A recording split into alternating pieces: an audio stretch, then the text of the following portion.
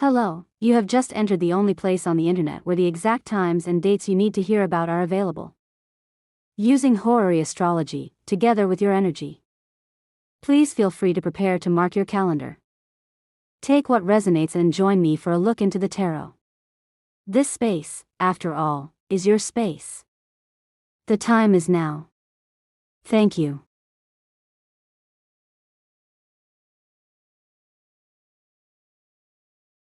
Card 1, Pure Romance. Card 2, the Four of Pentacles. In this card combination we see two people coming together. Could be on a date, somebody is opening their wallet to pay for it. We see two people together who someone is opening up to. Being very open to this is going to be explained by card 3. Card 3 is the Knight of Cups. An offer from the heart. For the Sagittarius collective out there in the world today, looking at the recent past up until August 3, 2026, we have the Emperor in reverse. Let's just call it like we see it. This person used to be a player, but they ain't playing that game no more. Doesn't matter if they got caught. Whatever they're doing, for whatever reason, they're choosing their family now.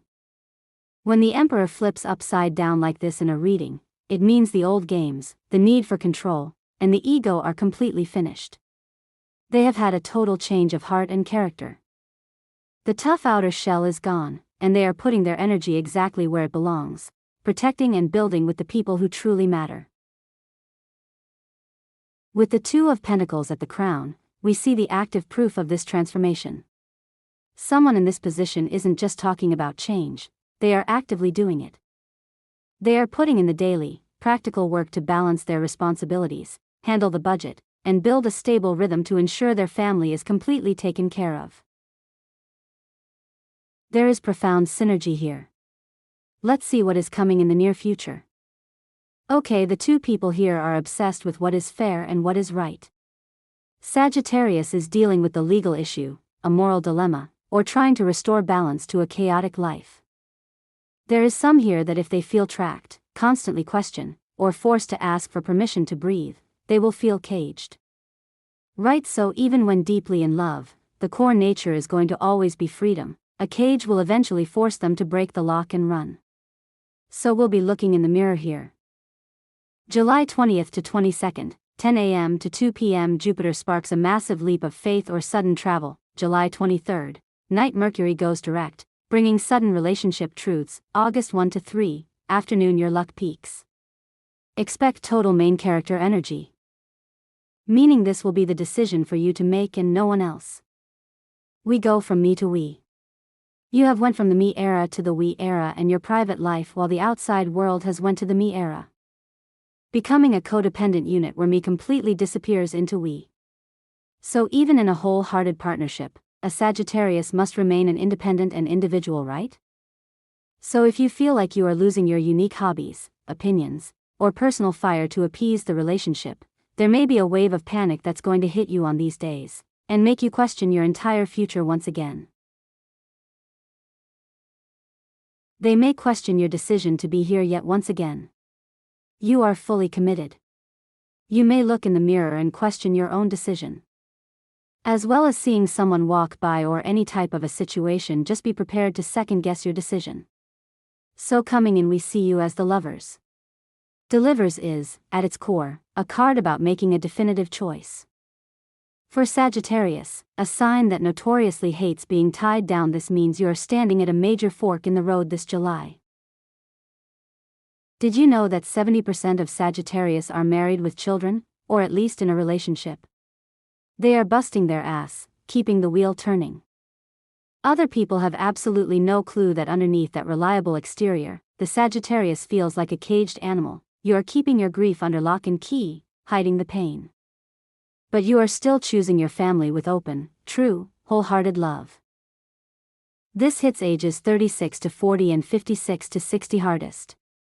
The numerology of 4 and 14 forces a choice between heavy family duties and your soul's craving for wild freedom. For the 41 to 55 group, the caged animal phase is exactly what they are breaking out of right now because of the Ace of Wands.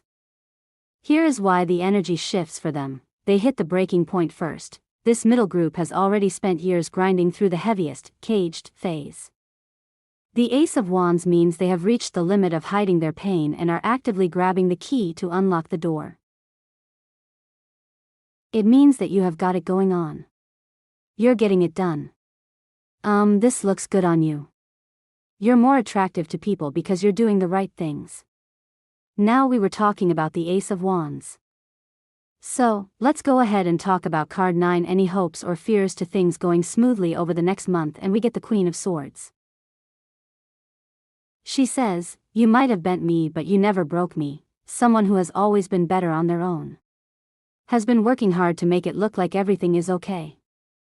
I mean, we fear those temptations. Maybe somebody else says you can't work with that person anymore if you guys had a relationship and now you're trying to come back to me, and then we just have this fear of the other person selling you out. This is a literal standoff with another person. This is someone in their life who has built a fortress around their heart. Their way of thinking has become completely rigid. And honestly, you can't blame them. For so long, this Sagittarius made excuses, ran away, and caused pain. So now, this other person is looking at this sudden, emotional turnaround with massive skepticism. It is incredibly hard for them to believe the change is real. They are meeting this emotional offer with a cold, iron wall, and here is the deepest, darkest fear driving this Sagittarius right now. They are terrified of retaliation. They are hoping against hope that everyone can just be honest. They are choosing to do what is right. They are choosing family, choosing home, and stepping out into the open completely unarmed. But their gut-wrenching fear is that they will lay their weapons down, pour their heart out, and this person will use that exact moment of vulnerability to stab them in the back. I'm getting this information by looking at what is hidden on the bottom of the deck. This was the 9 of Pentacles, but it was in reverse. Remember, this is the Queen of Swords. She is the archetype of truth and justice, not the malicious 7 of Swords. She doesn't use her weapon to sneak up on you or hurt you out of spite. She holds that sword up defensively. While they won't hurt you on purpose, they are going to protect themselves. Look, let's keep it 100% real, collective. This shit is still fresh. It is fresh on everyone's mind. In fact, the energy is so loud right now that I can still see exactly what happened to get you to this point today. The dust hasn't even settled yet that I know you are carrying a massive amount of guilt. You are genuinely terrified that you have broken the other person. But at the end of the day, you had to make a choice. You had to choose your family. You had to choose your home and your responsibilities. You did what you knew you had to do. Whatever that holds for you. You are looking at your spouse, or your partner, the person you just chose to stick by, and you are terrified. You're worried that because you just laid your weapons down, because you just admitted you were wrong and chose them, that they are going to take advantage of it.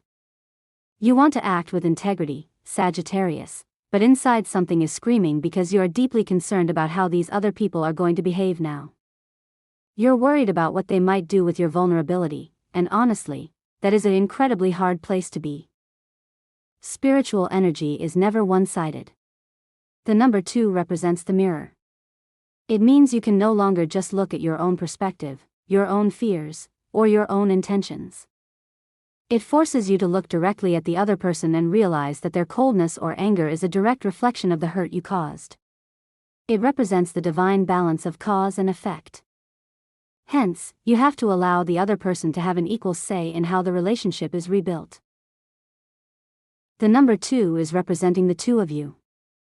I see a place in time where someone's current partner has absolutely no clue what they are actually feeling inside. They have no idea what you are feeling inside. Just as you have no idea what they are feeling inside either, right? Well, no one's a mind reader.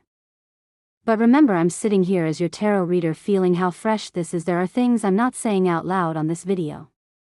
You can thank me right now by taking a moment, please, and tap that like button.